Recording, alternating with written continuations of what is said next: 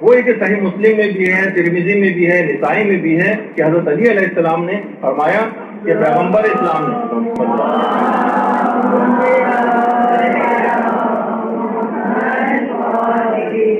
کہ کسی بھی تصویر کو نیست و نابود کیے بغیر مت چھوڑو اور کسی قبر کی بلندی کو مساوی و برابر کیے بغیر مت چھوڑو. اللہ تدعا تمثالا الا تمسہ ولا قبرا مشرفا الا سویتہ. یہ حضرت علی علیہ السلام سے منسوب ایک حدیث جو ہے وہ پیش کی جاتی ہے کہ کسی کی تصویر کو نیست و نابود کیے بغیر مت چھوڑو اور کسی قبر کی بلندی کو مساوی اور برابر کیے بغیر مت چھوڑو. یہ حدیث تو کہنے ان سب کتابوں میں دیکھیں اس کو دلیل بناتے ہیں. اچھا، اب سب سے پہلی بات تو یہ کہ کسی بھی حدیث پر اس طرح تو عمل نہیں ہو سکتا جب تک کہ اس کی تحقیق نہ کی جائے. تو باقاعدہ علماء اہل سنت کی جو کتاب ہے تہذیب التہذیب، جو علم رجال کی کتاب ہے جس میں راویوں کو ڈسکس کیا جائے، اس روایت سے جتنے بھی راوی ہیں، ابن الحیات سے جو روایت ہے اس میں راویوں کا ایک اور سلسلہ بھی ہے، وہ تمام کے تمام نہ صرف یہ کہ ضعیف ہیں بلکہ ان میں سے بعض راوی ناصبی بھی دشمن اہل بیت.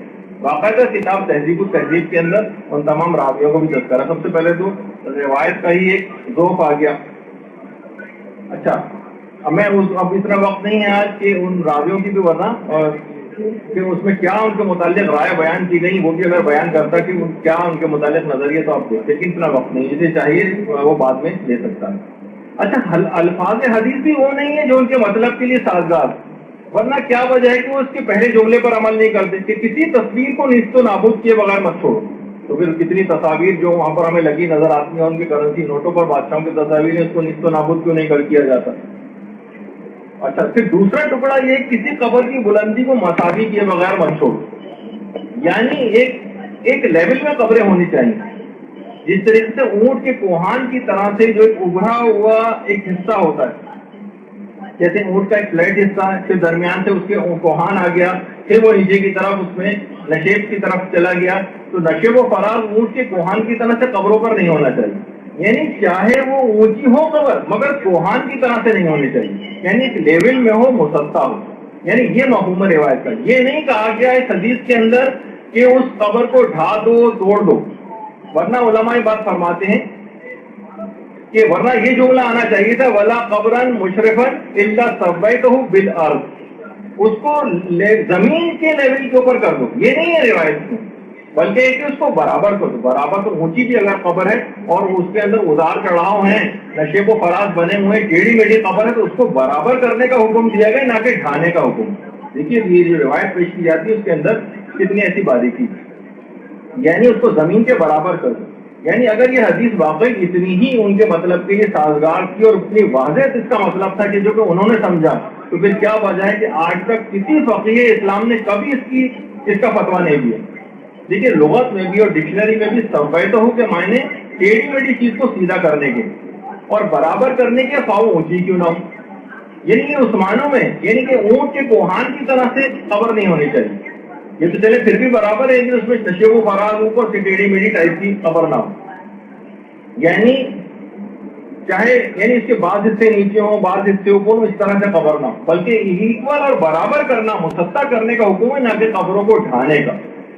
ورنہ جب بھی جو کتاب ہے الفقہ علی المذاہب الاربعہ، جس میں چاروں فقہ امام ابو حنیفہ، شافعی، مالک اور امام احمد بن حنبل کی فقہ جتنے بھی مسائل ہیں ان کے ڈفرینسز لکھے گئے.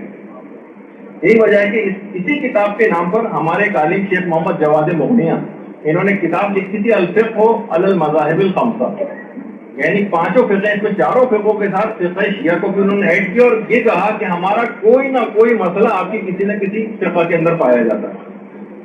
اور ان تمام کا متفقہ جو چیز جو فتویٰ جو ہے وہ لکھا ہوا ہے کہ وَيُنْدَبُ ارْتِفَاعُ التُّرَابِ فَوْقَ الْأَرْضِ بِقَدْرِ شِبْرٍ، مستحب ہے کہ قبر کی خاک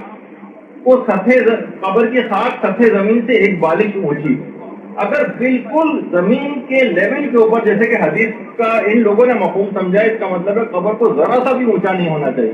پھر کیا وجہ ہے کہ چاروں فقہ اس بات پر متفق ہیں کہ ایک بالش تو کم سے کم اونچی ہو قبر. اگر بالکل زمین کے لیول کے اوپر قبر کو کرنا تو پھر تو آپ کا مقصد حل نہیں ہوتا اس روایت سے.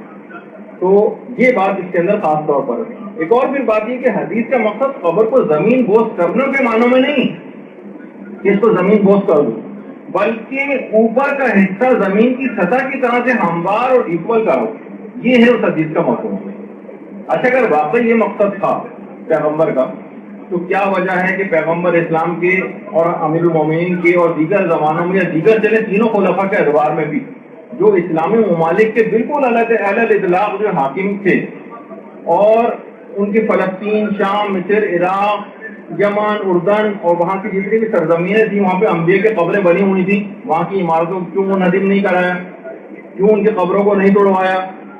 اچھا، اگر یہ مطلب بھی ہوتا تو پھر یہ قبر کی حد تک یہ بات صرف رہتی کہ صرف قبر کو مسمار کر دیا جاتا تو چلے ہم پھر بھی ان کی فرق کرتے ہوئے اس بات کو اگر مان بھی لیں تب بھی تو پھر یہ ہونا چاہیے تھا روایت کے اندر، جیسے اوپر والی جو ہے جو روایت ابھی ہے بتا پھر یہ ہوتا جیسے روایت میں ہے ولا قبرن مشرفن الا سبیتہ، کسی قبر کو ایکول برابر کیے بغیر مت چھوڑو. اس کے بجائے پھر یہ آنا چاہیے تھا ولا بناءن ولا قبۃ الا سبیتہ، یعنی اس کے اوپر بنی ہوئی جتنی عمارت ہیں اور جتنے گنبد اور قبے ہیں ان کو ڈھا دو. یہ تو کہیں پہ بھی روایت کے اندر نہیں. جو آخری ٹکڑا ہے کہ میں اختیار سے وہ لکھ دیا جو علماء نے بیان کیا ہے کہ پھر یہ والا جملہ ہونا چاہیے تھا روایت کے اندر. تو پھر ہم مانتے کہ اطراف کی عمارتوں کا اگر ہے بھی روایت کے اندر تذکرہ تو پھر فقط اور فقط قبر کی حد تک ہے. یہ آپ نے گنبد اور جو اس کے اوپر عمارتیں بنی یہ کس دلیل سے گرائی؟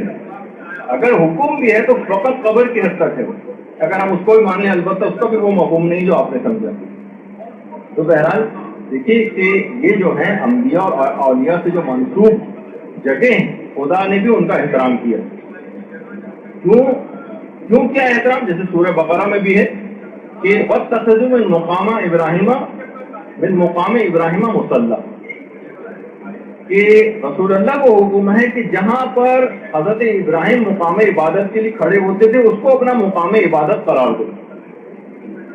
حضرت ابراہیم کہاں کھڑے ہوتے تھے؟ جہاں ان کے قدموں کے نشانات، یہ مقام ابراہیم یہ حضرت ابراہیم علیہ الصلوۃ والسلام کے قدموں کے نشانات.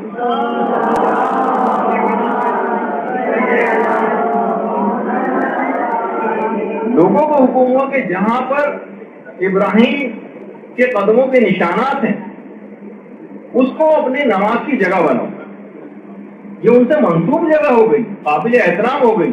تو اس کے اوپر اب مقام ابراہیم میں وہ جو پتھر ہے جس کے اوپر حضرت ابراہیم کے قدموں کے نشان ہے اس کو یہ شوکیس بھی بنا دیا گیا سنہرے رنگ کا جو خانہ کعبہ کے بالکل سامنے ہے، اور ہر عمرہ اور حج کرنے والا اس مقام ابراہیم کے پیچھے ہی جو ہے وہ نماز پڑھتا اور اس کو اپنا مقام عبادت قرار دیتا ہے. اگر مقام عبادت حضرت ابراہیم کی وجہ سے عزت و احترام کی جگہ بن جاتا ہے تو کیا وہ وجہ ہے کہ اسلام جن ہستیوں کی وجہ سے آج قائم ہے، دائم ہے، ان کے مدفن اور ان کے قبور کے احترام جو وہ نہیں ہو سکتے؟ آج کی کیا دلیل ہے آپ کے پاس؟